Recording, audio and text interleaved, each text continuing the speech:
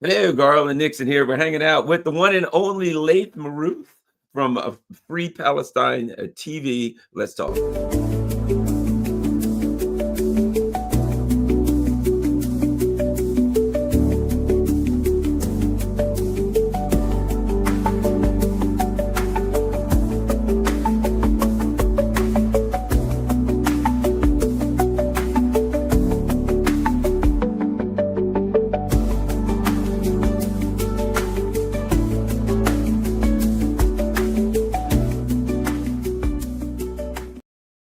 Hello, Garland Nixon here, hanging out with Laith Marouf. As you can see, freepalestine.video. That's Free Palestine TV, and you can find that on freepalestine.video. Is doing well. They're doing lots of good work, and we would like to hold on a second. I have rumble issues. That's okay. And we would like to commend to you that you should go to this to FPTV, which is freepalestine.video. Check out the latest episodes, field reports, military operations, and of course, donate. You can donate one time or you can donate monthly, but it is critical that we work hard to keep FPTV, which is freepalestine.video, rocking and rolling. And also make sure you share freepalestine.video. Make sure you share that on all your social media platforms so we can keep it going and we can make sure we get this English language information out to the West. Laith, plenty to talk about, young fella. Let's start with Hezbollah support in Lebanon. I understand certain puppets will go unnamed. We're doing everything they could to try to suppress the support for Hezbollah, the celebrations of the martyrdom of Hassan Nasrallah. And unfortunately for them, it didn't work out. Yes, it was the 1-year anniversary on the 27th of the assassination of Sayyid Hassan Nasrallah. So the whole week there was activities, and one of these activities that were organized was projecting the image of Sayyid Hassan Nasrallah on the famous rock, or what is called Rawshi here, on the shoreline of Beirut. And the imperial envoy Barak was pissed. The ambassador of the United States was pissed, so they put pressure on the prime minister, and Prime Minister Nawaf Salam came up with a really stupid decision. He said he will not allow anyone to project Sayyid Hassan Nasrallah's image on the Rawshi, and that he allowed, according to him, only 500 people to gather at the Corniche, the boardwalk, basically on the shore. And historically, there's been a lot of images that have been projected on the Rawshi, including flags of other nations like the Saudi kingdom and the Emirati kingdom, and images of different people. What Prime Minister wanted from the organizers is to get permits, which is something that nobody ever got permits, to project on a building, as we see happens in the US or in Canada or other places. And that actually was a stupid decision by Nawaf Salam, because he put his own authority at the cutting board. And what ended up happening is that 50,000 people showed up, and the military and the police of the city of Montreal, of Beirut, refused to intervene or stop the activities. The whole coast of Beirut was shut down. People were down on the beach, on the rocks everywhere. There was tens of boats, people on boats. It was a whole celebration, basically. And they ended up projecting the image of Sayyid Hassan Nasrallah at 6:21, the time of his assassination. This incident led to a fight within the government, actually. After the projection, Nawaf Salam tweeted ordering the police and the military to arrest those who defied his decree. And what ended up happening is that the Minister of Defense and the Minister of Internal Security walked out of the meeting with the Prime Minister, and the President of Lebanon, Joseph Aoun, who was the head of the military before he became the president, issued a statement mourning Sayyid Hassan Nasrallah, which is, shows you how much of a split happened in the government. This is Joseph Aoun is supposed to be handpicked by the United States, so but the pressure on the street, the pressure inside the country mounted so hard that the president had to go against the prime minister and even send his condolences to the people of Lebanon on the 1-year anniversary.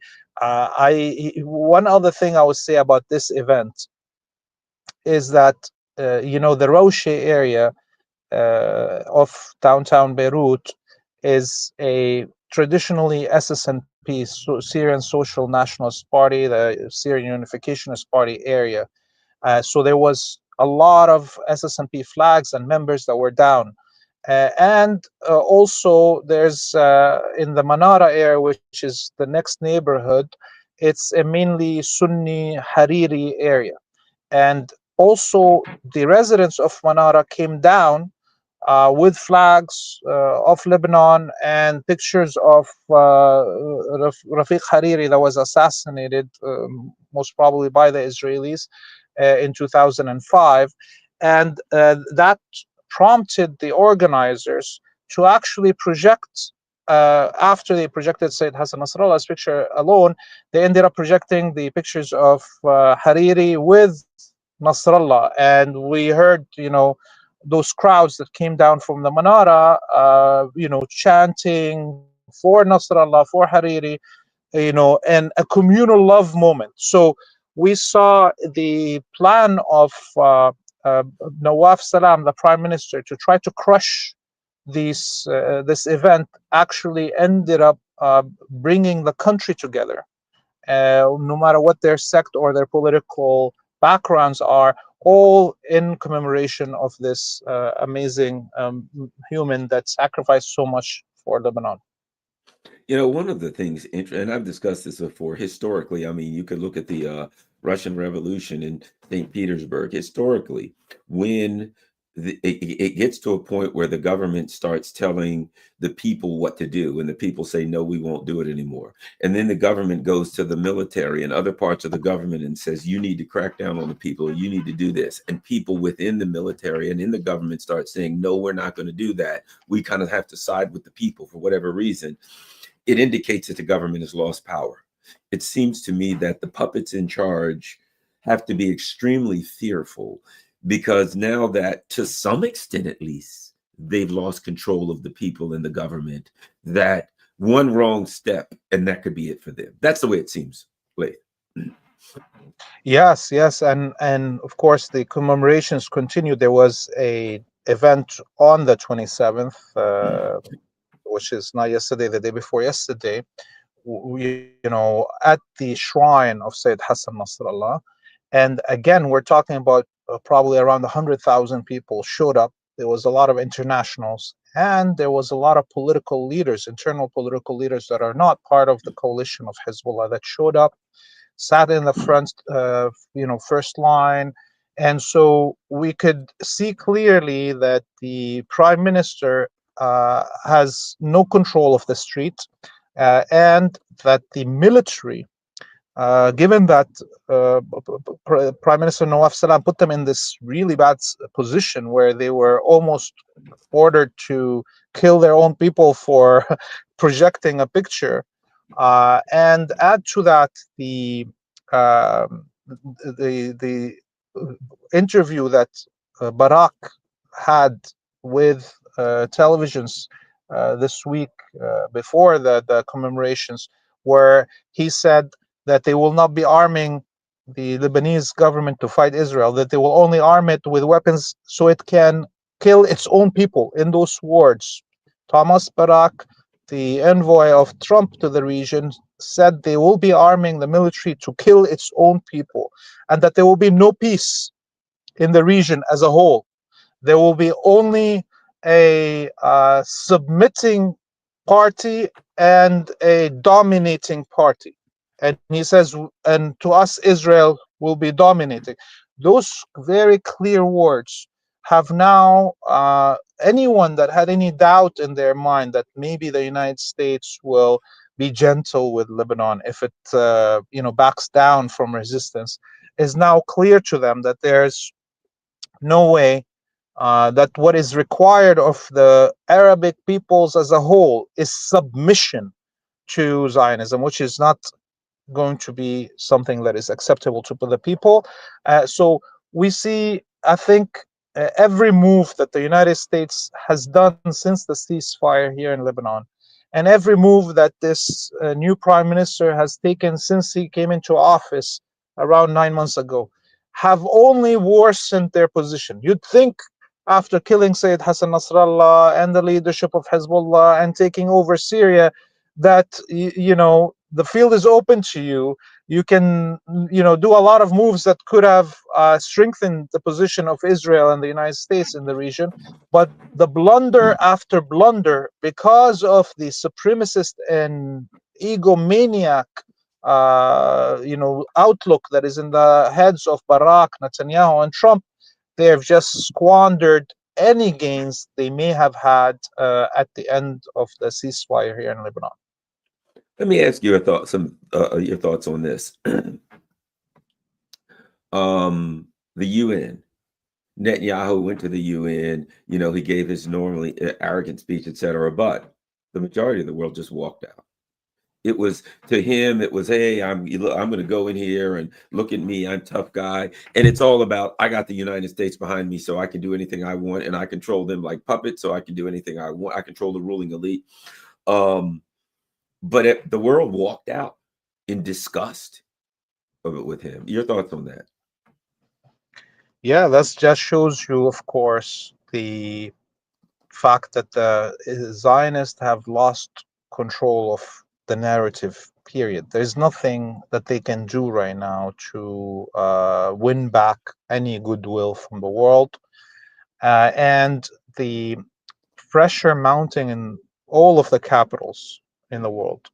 The fact that all of us, even our children on social media, are watching every day massacre after massacre after massacre. There's a limit to what humanity can be quiet for, and I think we've reached this saturation point.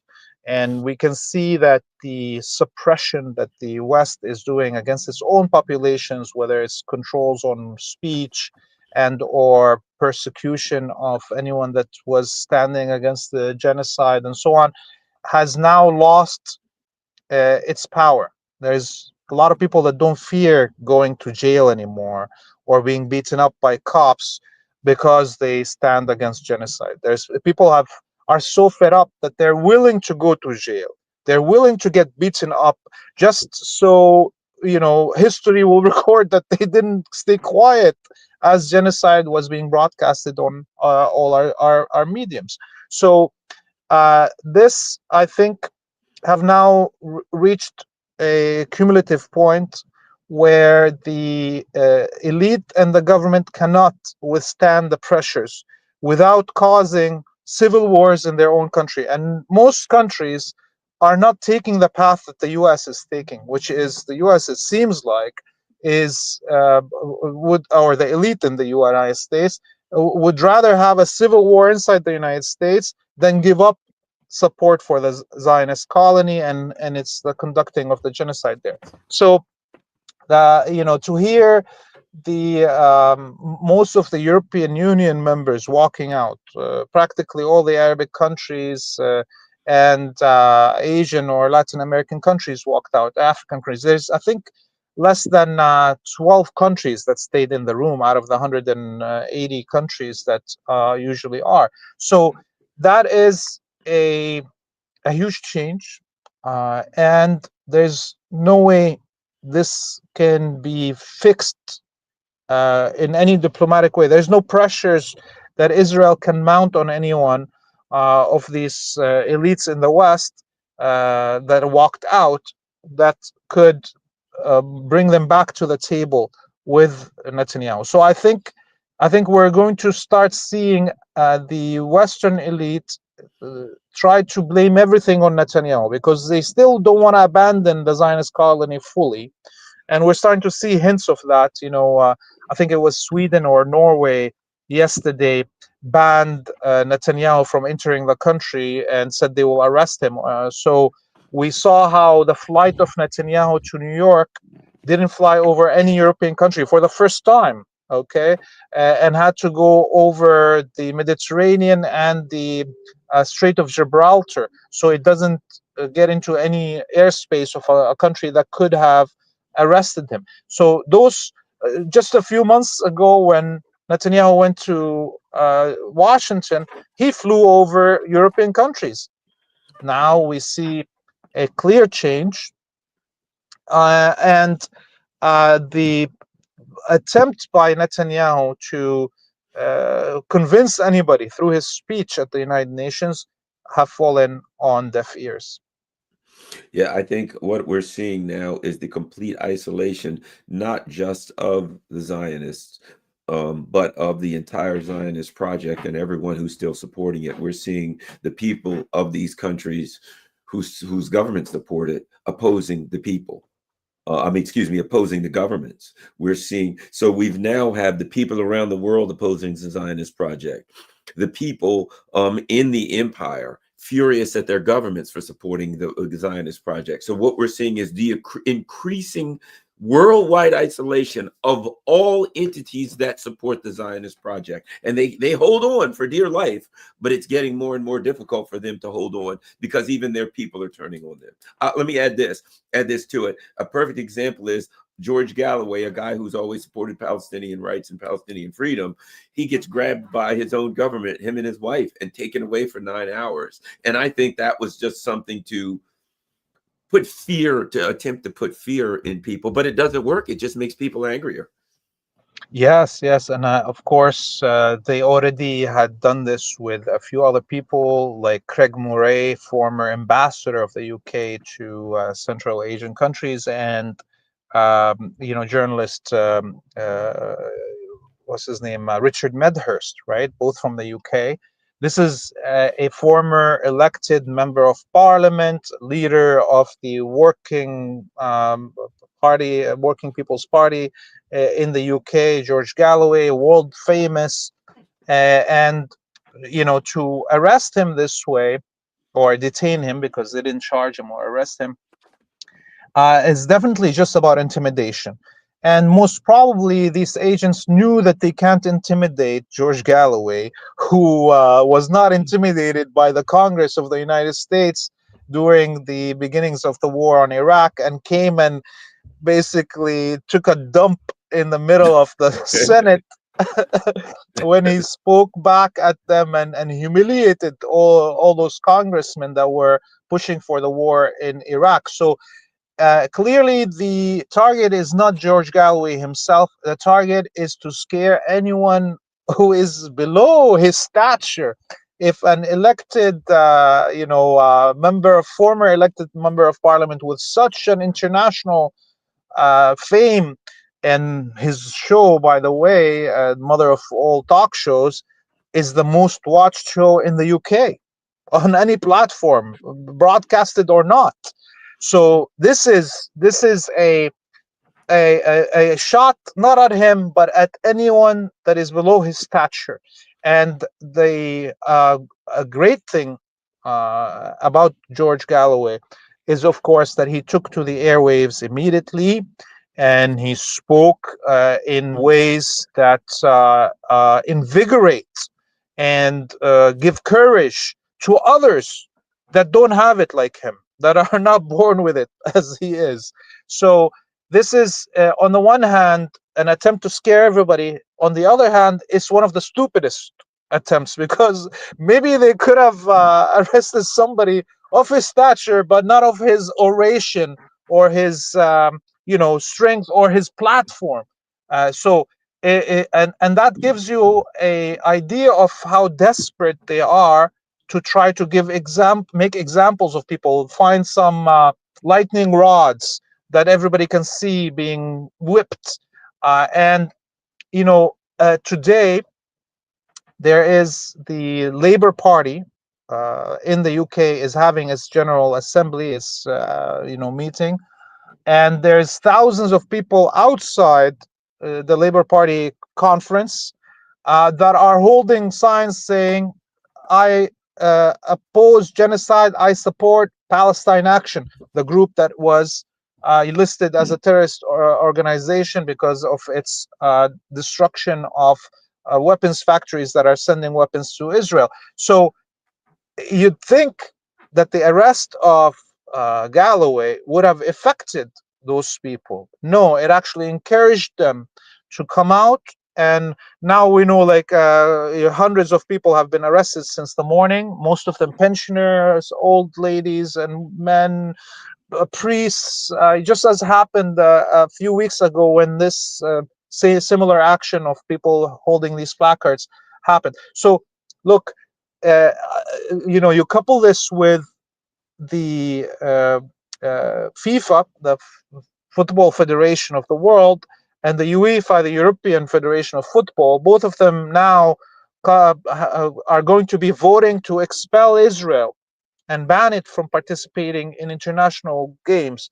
Similarly, we are going to have a vote on the Eurovision, which is this musical competition that's for somehow Israel keeps on winning, although it's not in Europe, and although its entries are some of the most disgusting music that you could ever hear, but somehow, because it's about voting by phone, somehow millions of calls come from Israel and the Israelis always win. So we know now that at least 2/3 of the broadcasters, European broadcasters that participate in Eurovision, have asked for Israel to be banned.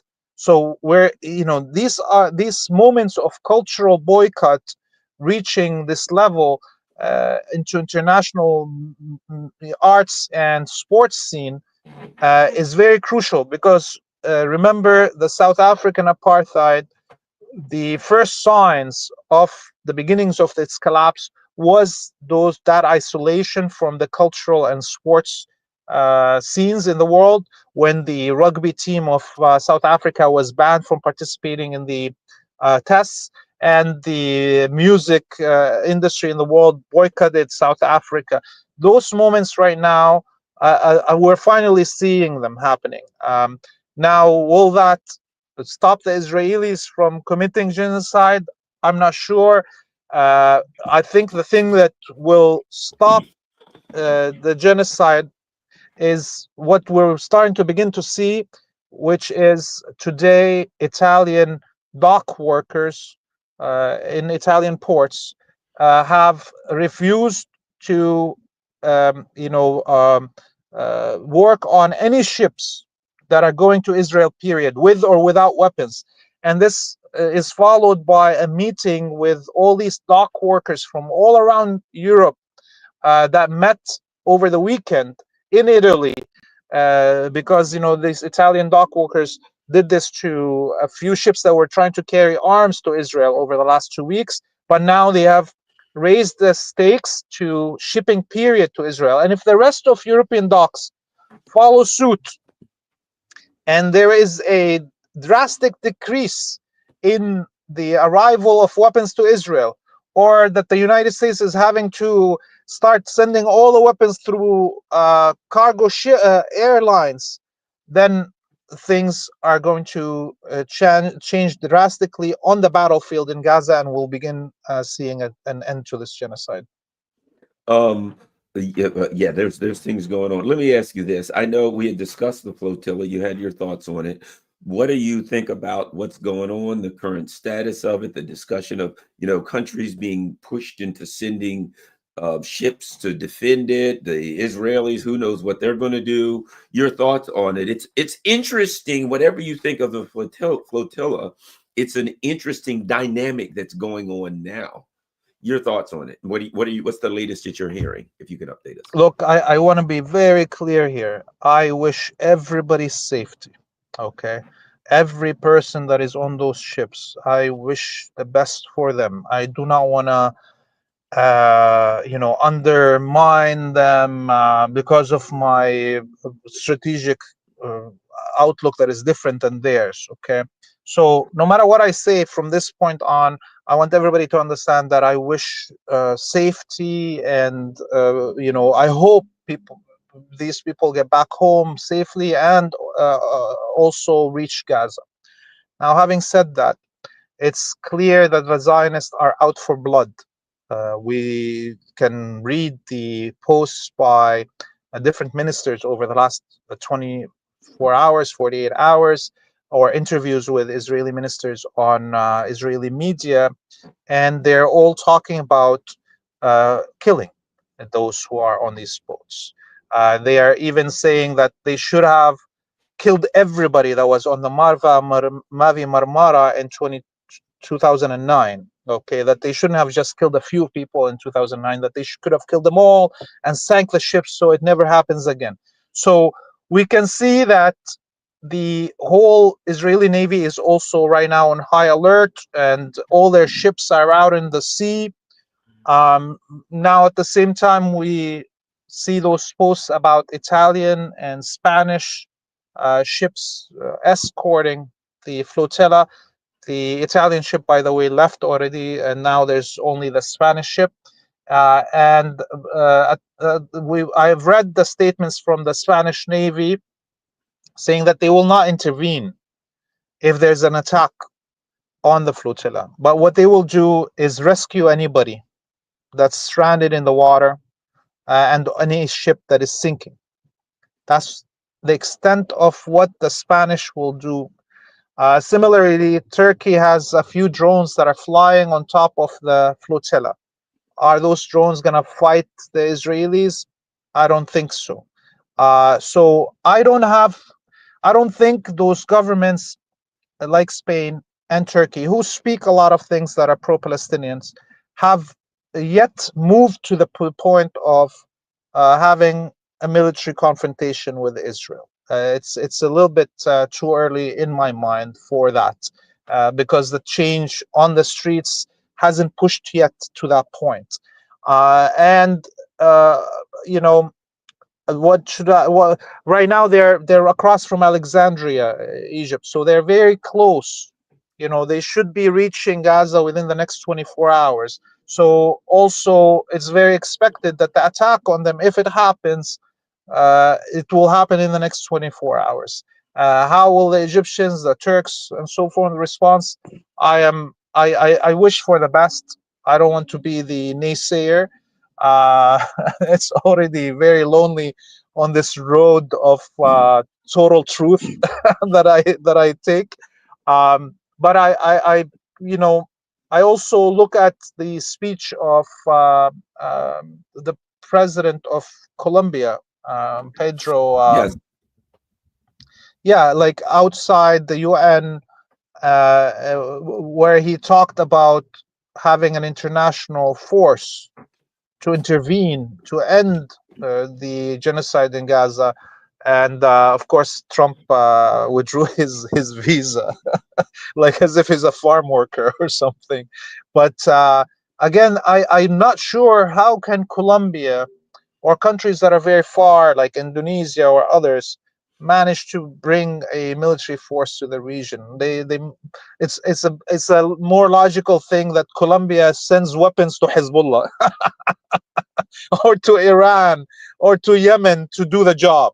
Okay, but I don't think those things will happen. So I cannot see that all this talk, all these emotions that are coming out from these actions are genuine. But can they come to fruition? I'm not sure. But I still obviously hope for everybody's safety. All righty. Yemen.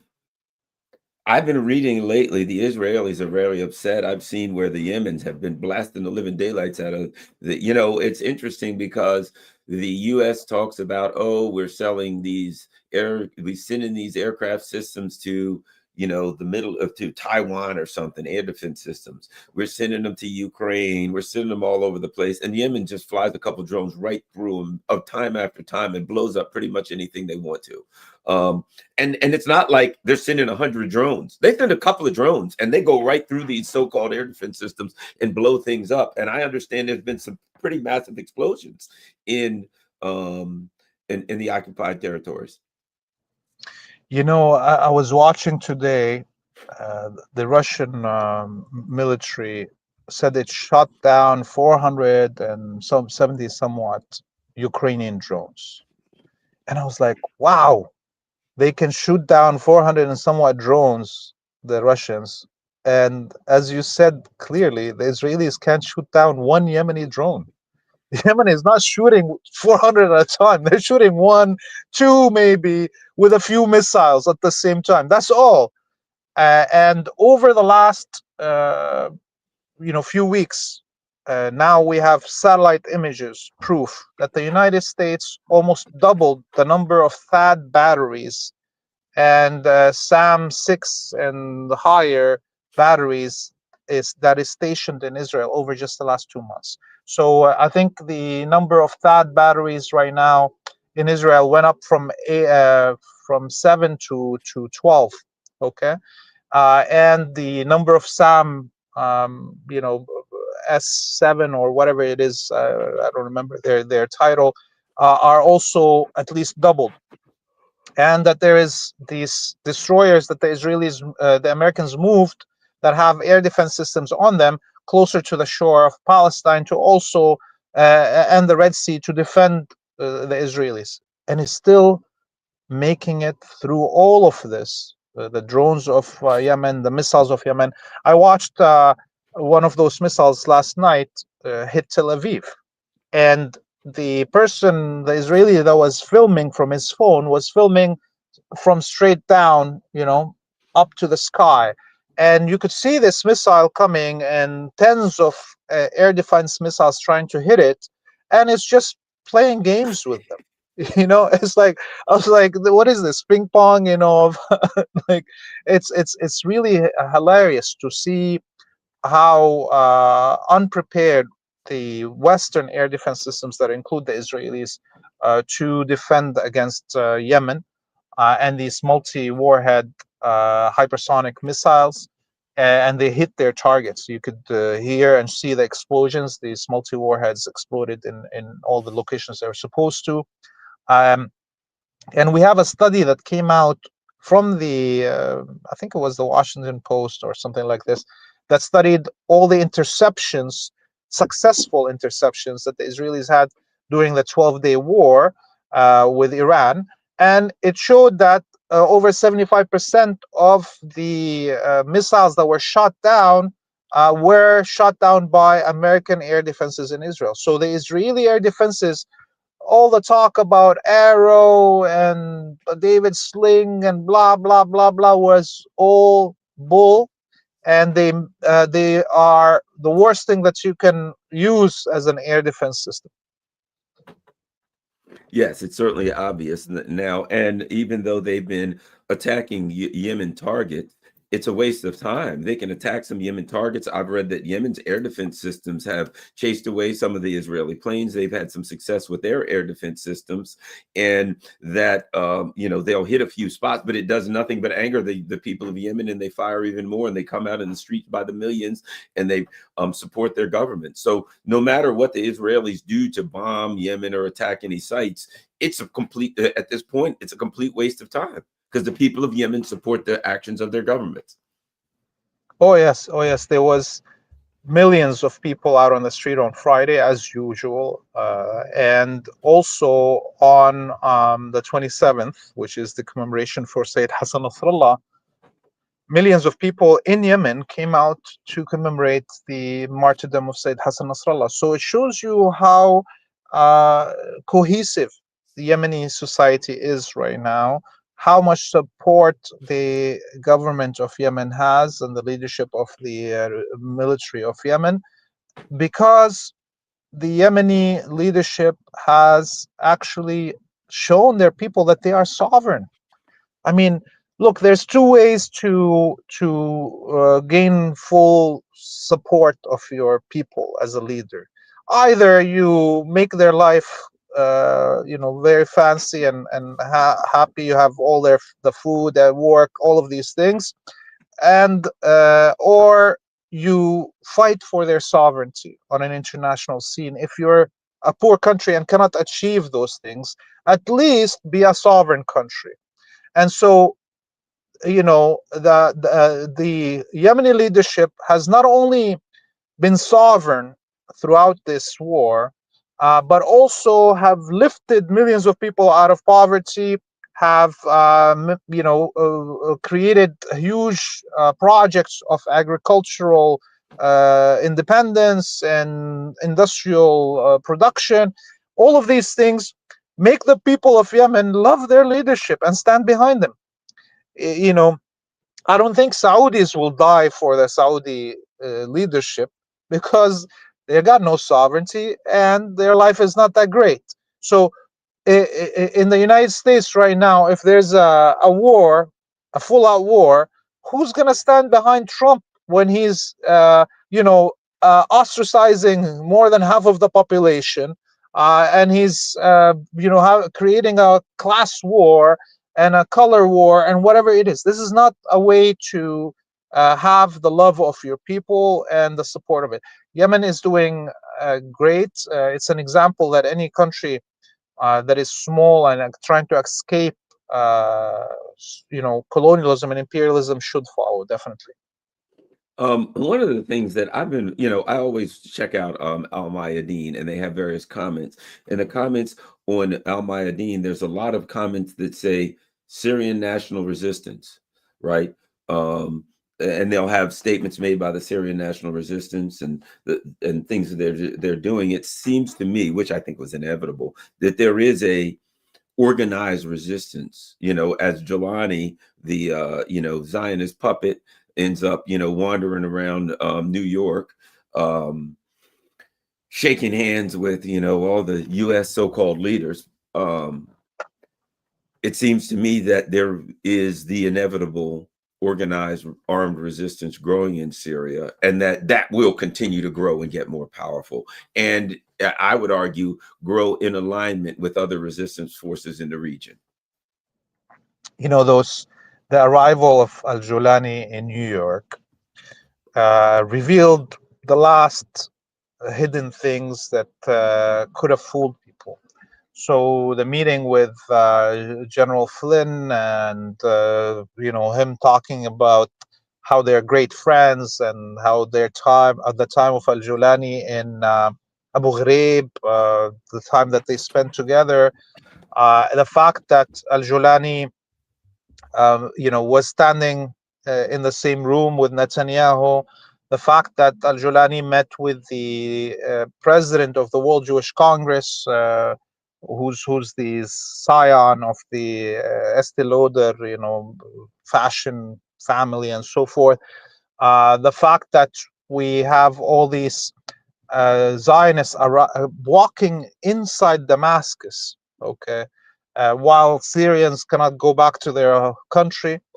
All of this have now made everything naked in front of everybody. Everybody who had any illusions have now awakened from those illusions.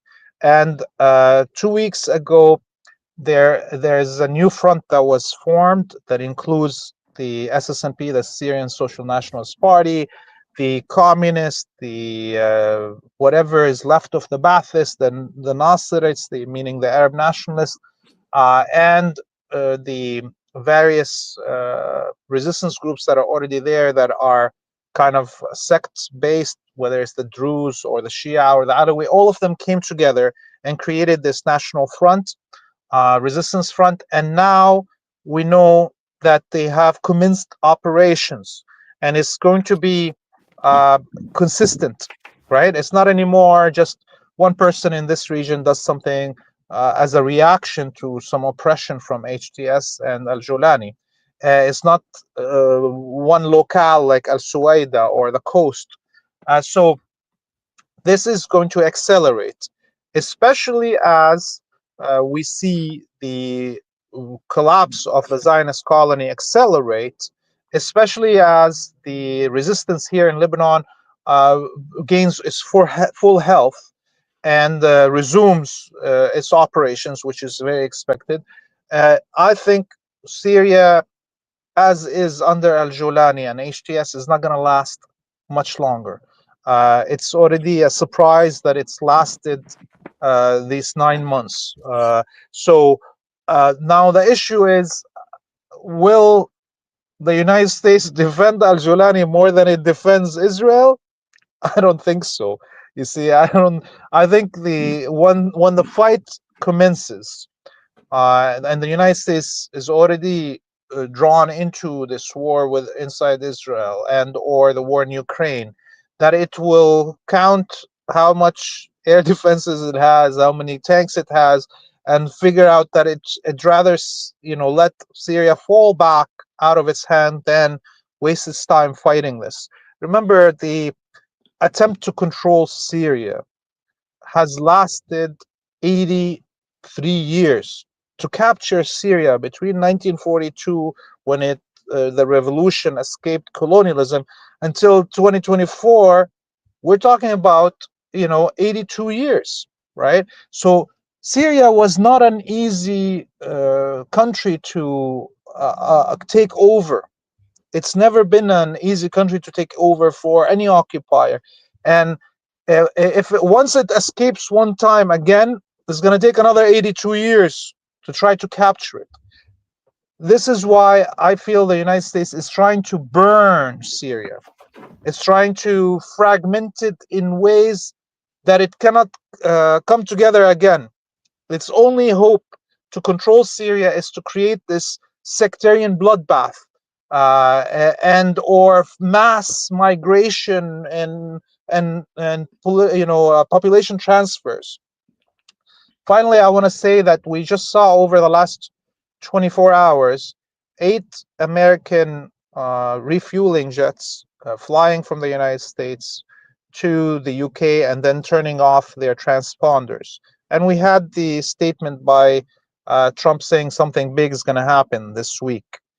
So there is a lot of talk about a return to either the war with Lebanon and or Iran within the next few days, and that maybe will be timed with the attack on the flotilla. A lot of things are up in the air. We don't know where things are happening, but that shows you how unstable the situation is, even for imperial control of the area. Yeah, it seems to me that, the empire always looks at short-term gains. Oh, okay, we got Syria. I think in installing these, lunatics, and installing these extremists and violent extremists, they've created a dynamic where the inevitable um uh resistance grows, and the eventual rulership, leadership, government, the eventual resistance government of Syria, when it takes power, which to me is inevitable, will be an extremely anti-Zionist, Western Empire country. That may be a few years, it may be months, it may be years, but to me, it's now inevitable that the most extreme force of forces of resistance will ultimately take control of Syria, and I don't think it'll be all that long. I mean, when I say, I mean within the next few years. Oh yes, yes, I believe so too. Look, it's untenable, the situation. I was just talking to family there earlier today, and I'm a Syrian, but I haven't dared enter Syria since uh, the fall of the Assad government, because I think I will be probably kidnapped, and because of my criticism of al-Jolani and the Saudis and Americans and so forth. So but I still have to talk to my family, check on them and so on. And the situation is the worst it's been in 15 years. It's worse than any moment of the war or the siege and the sanctions on Syria. There is practically zero electricity hours coming from the government, and the banks are not opening, and they're refusing to allow people to take their money. There is no jobs, and add to it, there was some international agencies that were working in Syria over the war, up until the fall of the Syrian government.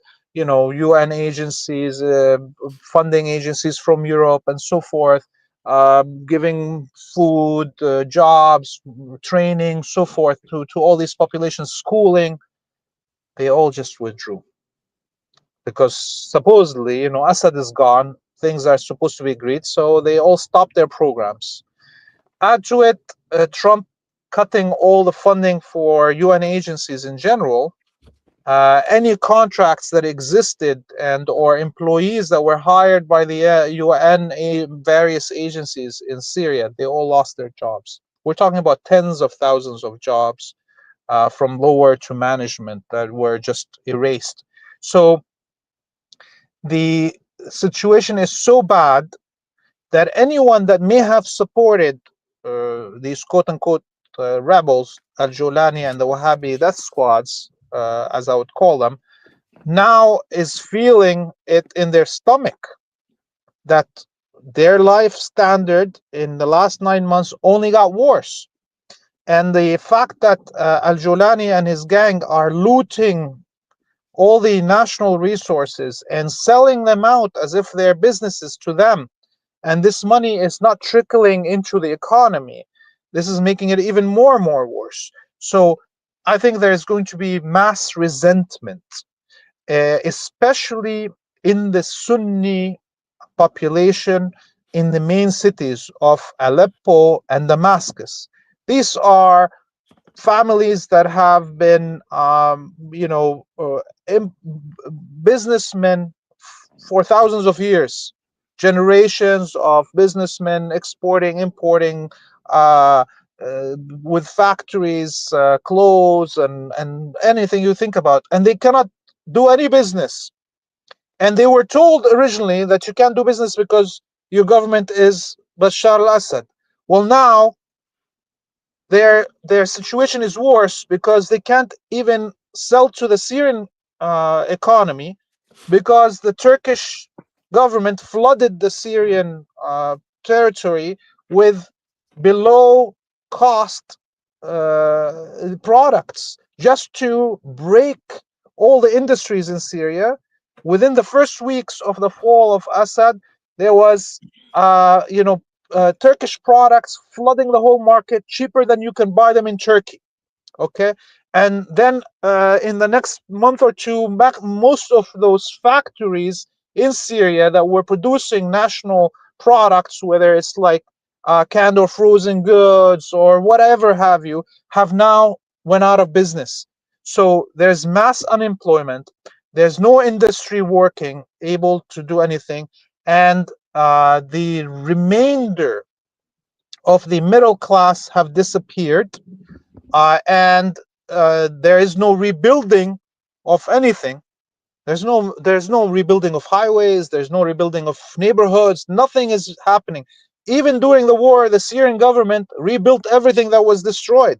There's nobody rebuilding anything. So there's mass homelessness, mass unemployment, and mass poverty, and this is now touching the Sunni populations in the cities of Aleppo and Damascus more than anybody else, because everybody else has been in the gutter for 13 years. Now those two main cities and their populations are getting decimated. So we will see if in the next few months the spark of rebellion may start from the edges like Suwaida or the coast, but the fire is gonna flame up in those major population centers of Aleppo and Damascus.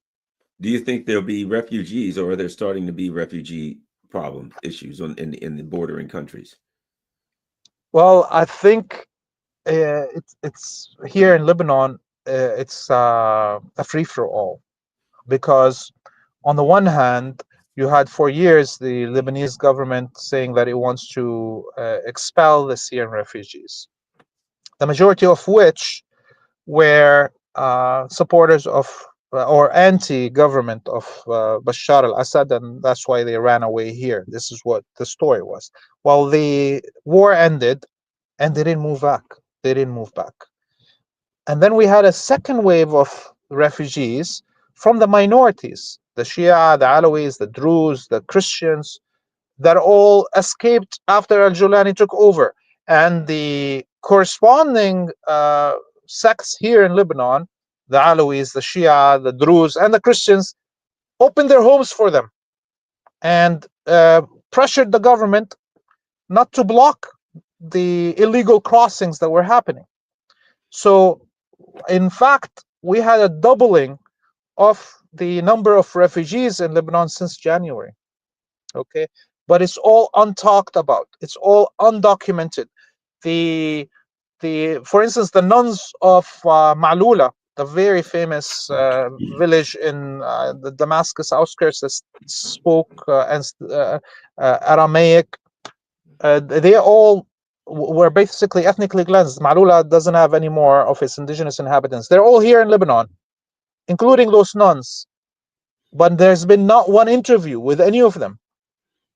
The Christian churches, the Christian population here wants to keep things quiet. They don't want to piss off al-Julani, so he doesn't burn the churches in Damascus, right?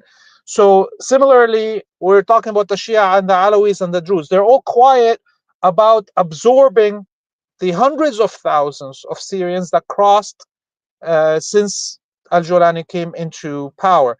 So we're talking more, probably around 1 million, if not more, Syrians have crossed into Lebanon since January. And already there was 2 million. And none of them want to leave. Not the ones that are against Assad or the ones that were are with Assad. So this is, again, a ticking bomb, right? The economy cannot sustain this for so long, the Lebanese economy, especially that much of the funding that was there to support Syrian refugees and Syrian people during the war is not there anymore. And now we hear about Germany and other European countries wanting to deport Syrians because the war is over. Where are they going to go? You think they're going to go back to Syria? They're going to probably end up in Lebanon. Okay, so this is a recipe for disaster, a recipe for unrest, and it's going to be very hard to control the effects of these things.